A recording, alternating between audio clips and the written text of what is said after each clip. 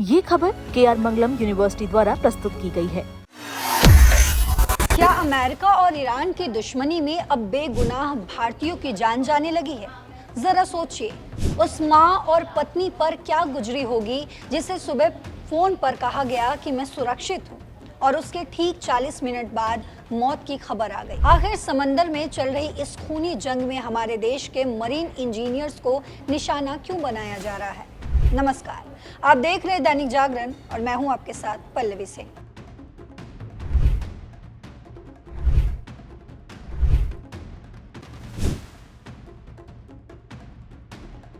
आज एक ऐसी दुखद और झकझोर देने वाली खबर सामने आई है जिसने पूरे देश को और खासकर महाराष्ट्र के पुणे शहर को गहरे सदमे में डाल दिया है। अमेरिका और ईरान के बीच मिडिल ईस्ट के समंदर में जो युद्ध छिड़ा हुआ है, उसकी पहली बड़ी और दर्दनाक आंच अब सीधे भारत तक पहुंच चुकी है। पुणे के रहने वाले 30 साल के मरीन इंजीनियर हैरम करमरकर की ओमान के तट के पास यानी स्ट्रेट ऑफ हॉर्मूज में एक समुद्री जहाज पर हुए मिसाइल हमले में मौत हो गई है। वो नौजवान सिर्फ अपना फर्ज निभा रहा था, वो किसी जंग का हिस्सा नहीं था, लेकिन सुपर पावर देशों की इस खूनी लड़ाई ने एक हंसते खेलते भारतीय परिवार का चिराग हमेशा के लिए बुझा दिया है। आज की इस वीडियो में हम आपको बताएंगे उस काली रात को समंदर में आखिर क्या हुआ था, हैरम का आखिरी फोन कॉल क्या था और इस घटना के बाद भारत सरकार ने ईरान के खिलाफ क्या बड़ा कदम उठाया है। ये पूरी दर्दनाक घटना बीते रविवार की है। हैरम करमकर MV-GFS गैलेक्सी नाम के एक साइप्रस के झंडे वाले मालवाहू जहाज पर 3rd इंजीनियर के पद पर तैनात थे। ये जहाज करीब 88,000 टन कार्गो लेकर स्ट्रेट ऑफ हॉर्मूज के रास्ते ओमान की समुद्री सीमा से गुजर रहा था। भारतीय समय के मुताबिक आपको बता दूं कि रविवार करीब 2:49 पर हैरम ने पुणे में मौजूद अपने परिवार को फोन किया। उन्होंने बेहद खुशी अपनी पत्नी, माता पिता को बताया कि उन्होंने स्ट्रेट ऑफ हॉर्मूज को सुरक्षित पार कर लिया है और वे जल्द ही अपनी ड्यूटी पूरी करके छुट्टियां बिताने भारत लौटने वाले हैं। परिवार ने राहत की सांस ली, लेकिन उन्हें क्या पता था कि ये हैरम की आखिरी आवाज थी। ठीक 41 मिनट बाद यानी सुबह 3:30 पर अचानक समंदर में एक जोरदार धमाका हुआ।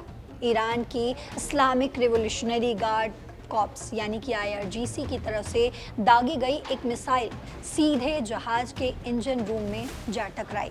मिसाइल लगते ही इंजन रूम में भीषण आग लग गई और जहाज का पूरा सिस्टम ठप हो गया। जहाज पर कुल 24 क्रू मेंबर्स सवार थे, जिनमें से 11 भारतीय नागरिक थे। धमाका इतना जबरदस्त था कि जान बचाने के लिए क्रू मेंबर्स को लाइफ बोट्स के सहारे समंदर में कूदना पड़ा। ओमान की रॉयल नेवी ने तुरंत रेस्क्यू ऑपरेशन चलाया और 2 घंटे के भीतर 23 कर्मचारियों को सुरक्षित बाहर निकाल लिया गया। लेकिन हैरम करमकर जो धमाके के वक्त उसी इंजन रूम में थे, ड्यूटी पर तैनात थे, वहां से बाहर नहीं निकल पाए और लापता हो गए। इसके बाद अगले 32 घंटों तक हैरम के परिवार के लिए समय जैसे ठहर सा गया। Forward Seamen Union of India ने भी नाराजगी जताई कि प्रशासन और कंपनी ने 32 घंटों तक परिवार को कोई स्पष्ट जानकारी नहीं दी, जिससे वे गहरे सदमे में आ गए। आखिरकार मंगलवार दोपहर को जहाज ऑपरेटिंग कंपनी ने परिवार को वो मनहूस खबर दी जिसने उनकी दुनिया ही उजाड़ दी। हैरम का शव ओमान की नौसेना को मिल चुका था। इस हमले को लेकर अमेरिकी सेंट्रल कमांड यानी कि सेंटम ने भी बयान जारी किया और ईरान की सेना पर इस बेगुनाह सिविलियन जहाज पर कायराना हमले का आरोप लगाया। वहीं ईरान का दावा है कि जहाज ने चेतावनी के बावजूद भी अनधिकृत समुद्री रास्ते का इस्तेमाल किया था। अब बात करते हैं इसके सबसे बड़े विश्लेषण की। ये खबर भारत के लिए आखिर इतनी गंभीर क्यों है? तो दोस्तों, पिछले 3 दिनों में मिडिल ईस्ट के समुद्री इलाके में जान गंवाने वाले हैरम दूसरे भारतीय नाविक हैं। अमेरिका और ईरान के बीच चल रहे इस युद्ध में सीज फायर, ऑपरेशन फ्रीडम और तमाम शांति समझौतों के दावे खोखले साबित हो चुके हैं। स्ट्रेट ऑफ हॉर्मूज दुनिया का सबसे व्यस्त और संवेदनशील समुद्री रास्ता है। जहां से भारत का भी भारी मात्रा में व्यापार और तेल आता है। अगर वहां इस तरह कमर्शियल जहाज़ों को निशाना बनाया जाएगा तो समुद्र में काम करने वाले हजारों भारतीय नाविकों की जान हमेशा खतरे में रहेगी। भारत सरकार ने भी इस घटना पर बेहद सख्त रुख अपनाया है। नई दिल्ली में विदेश मंत्रालय ने तुरंत ईरान के उपराजदूत मोहम्मद जवाद हुसैनी को तलब किया और इस हमले पर कड़ा विरोध दर्ज किया। भारत ने दो टूक शब्दों में कहा है कि अंतर्राष्ट्रीय समुद्री रास्तों में सिविलियन इंफ्रास्ट्रक्चर और बेगुनाह नाविकों पर हमले तुरंत बंद होने चाहिए। फिलहाल हैरम का पार्थिव शरीर ओमान की नौसेना के पास है और पोस्टमार्टम के बाद उसे पुणे लाने की तैयारी की जा रही है।